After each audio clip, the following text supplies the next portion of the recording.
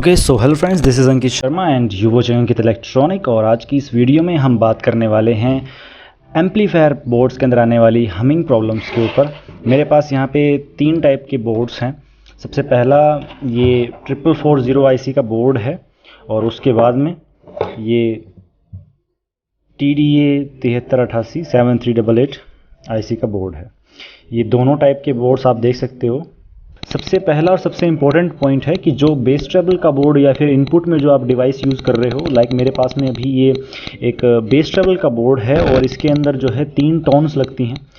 ध्यान दीजिएगा इस पॉइंट के ऊपर कि जो टोन्स का जो मेन पॉइंट है, जो फर्स्ट पिन है, जैसे ये इसकी फर्स्ट पिन है, इसकी ये फर्स्ट पिन है और इसकी ये फर्स्ट पिन है, ये ग्राउंडेड हों। ठीक है, अगर ये ग्राउंडेड नहीं है तो आप इन्हें ग्राउंडेड कर दीजिए और और तभी करना है जब इसमें से हमिंग आ रही हो, बहुत ज़्यादा हमिंग आ रही हो, तब करना है। अदरवाइज़ ये ग्राउंडेड होते हैं और अगर नहीं है तो आप कर दीजिएगा। पहले आपको ये देखना है कि एम्पलीफायर की जो मेन IC है या ट्रांजिस्टर है, मॉसफेट है, कुछ भी है, अगर उसको डायरेक्ट हीट सिंक के साथ आपने कनेक्ट कर रखा है तो एक बात नोटिस करिएगा कि क्या आप इसको ग्राउंड कर सकते हो।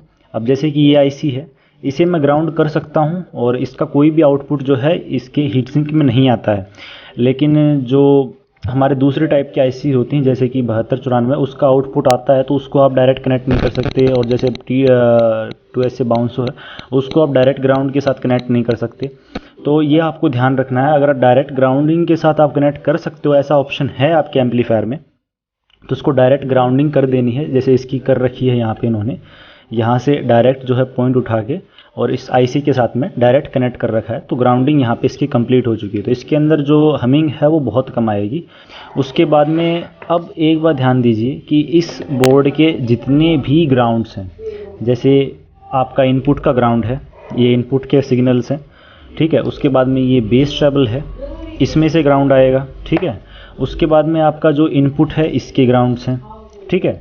ये IC को इनपुट देता है और ये आपकी टोन्स के लिए है। उसके बाद में जो मेन सप्लाई है उसका इनपुट है। इन सारे के जो ग्राउंड्स हैं उनको आपने बिल्कुल कनेक्ट करके रखना है।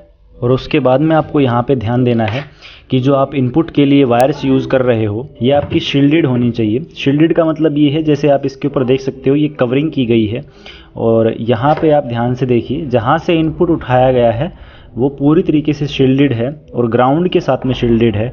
जैसे ये 2 हमारे पॉइंट्स हो गए मेन, ये 2 वायर्स आपको दिख रही हैं ब्लैक एंड रेड कलर की, ये तो लेफ़्ट राइट है। और ये एक और वायर है यहाँ पे, ये जो है हमारी इनपुट की वायर, ग्राउंड की वायर है, सॉरी ग्राउंड की वायर है ये। और ये जो है इसको पूरी तरीके से इसकी हमिंग को कम कर देती है। अब कुछ मिथ्स के बारे में जान लेते हैं जो कि बताए जाते हैं कि इससे जो है हमिंग कम हो जाती है। कई लोग कहते हैं कि जो कैपेसिटर है इसको आप जो है टाइम पर चेंज करते रहिए, इससे जो है हमिंग कम हो जाती है। या फिर इससे जो है इसको अगर आप बहुत ज़्यादा मात्रा में लगा देते हो, जैसे 2 या 4 लगा देते हो, तो उससे भी हमिंग कम हो जाती है। तो ऐसा बिल्कुल भी नहीं हो सकता। जितने पर्टिकुलर इस बोर्ड के अंदर कैपेसिटर दिए गए हैं आप उतने ही लगाइए।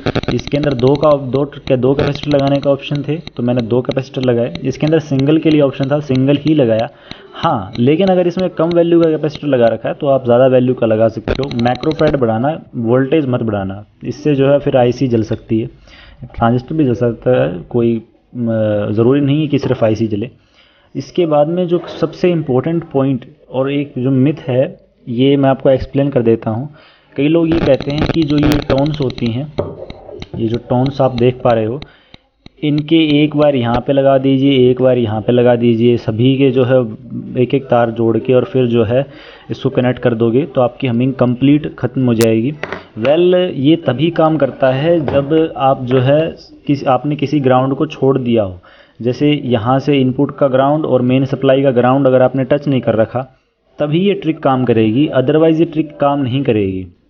ये तभी काम करती है जब आपने इनपुट जो है ढंग से नहीं दिया होता है।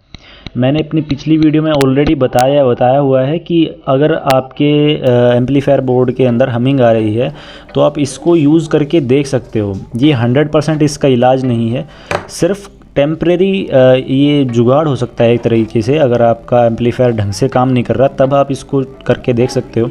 अदरवाइज़ मैं आपको बिल्कुल भी प्रेफर नहीं करूँगा कि इसको आप 100% कर लो। हाँ, अगर आपका एम्पलीफायर जो है वुडन चेसी के अंदर है, लकड़ी की चेसी है, प्लास्टिक की चेसी है, तो उसके अंदर आप जो है इसका यूज़ कर सकते हो। ये डेफिनेटली आपको आउटपुट देगा बढ़िया। अदरवाइज़ आप इसको यूज़ मत करना, नहीं तो फिर जो है मेटल की अगर चेसी हुई तो ये शॉर्टिंग भी कर सकता है। एंड लास्ट वन कि अगर आपका एम्पलीफायर बोर्ड उसके अंदर जो है हीट सिंक छोटी लगी हुई है तो उसको थोड़ा सा बड़ा साइज़ कर लीजिए। जैसे इस बोर्ड को देखिए, इसके अंदर ये सामने से छोटी दिख रही है बट थिकनेस इसकी इनफ है, आप इसको और बढ़ा सकते हो। बट ये कार एम्पलीफायर है तो इसके अंदर इतनी ही चलेगी, क्योंकि बाकी फिर ये चेसी में कनेक्ट होगा तो वहाँ पर भी हीट सिंक होती है। लेकिन अगर कम हीट सिंक है, छोटी हीट सिंक है, जैसे ये जो एम्पलीफायर आप देख पा रहे हो, जब आप इसको मार्केट से परचेज़ करोगे तो आपको सिर्फ इतनी सी एक पतली सी हीट सिंक मिलेगी। ये अलग से मैंने हीट सिंक इसके साथ में कनेक्ट की है ताकि इसका आउटपुट अच्छा हो जाए। आउटपुट अच्छा तभी होगा जब इसके अंदर जो है हीट कम जनरेट होगी। जितनी हीट आप ट्रांसफ़र कर दोगे दूसरी हीट सिंक में तो उससे जो है आईसी ठंडी रहती है और आउटपुट आपका बढ़िया आता है। ये बातें जो है ध्यान रखिए, तो इससे आपके एम्पलीफायर में हमिंग के चांसेस बहुत कम हो जाएंगे। अदरवाइज़ फिर भी अगर आपके आईसी में या फिर आपके एम्पलीफायर में हमिंग आ रही है तो डेफ़िनेटली आप मुझे कमेंट कर सकते हो, और आप कमेंट कर दीजिए, मैं आपको जो है उसका सॉल्यूशन बता दूंगा। आज की वीडियो कैसी लगी कमेंट करके ज़रूर बताइएगा। And thanks for watching this video guys. Like share and subscribe this channel guys.